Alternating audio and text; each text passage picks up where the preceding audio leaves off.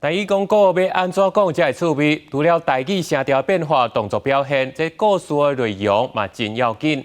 中华关文化局就特别办理一个训练讲座，要教大众安怎用表现、用上活泼、有感情的方式来讲台语歌。狗走狗嘛走，唔知是狗惊狗，还是狗惊狗。互学员念台语的搬喙音，毋但内容深熟，阁会使练台语的声调。这是中华关文化局举办的台语讲故事培训讲座，邀请老师来教台语的声调、俗语，互学员学会晓安怎表现声音的魅力。会当运用因的声来互故事咧，讲故事的时阵会当去加一寡调味料，爱甲咱的生活有关系。你若甲生活愈有关系咧，伊就愈观众就愈有共感。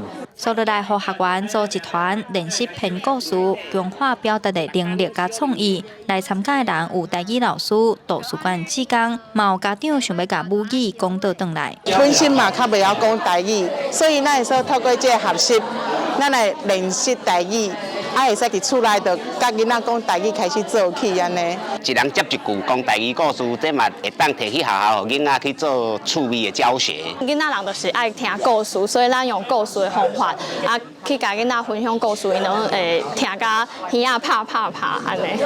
主办单位表示，台湾将近70%民众主要使用的语言是华语，台语发生严重的世代断层。希望透过台语志工的培训，鼓励大人用趣味的讲故事活动，增加囡仔人对台语的兴趣，为细汉囡仔营造听台语、讲台语的环境。记者杨淑静综合报道。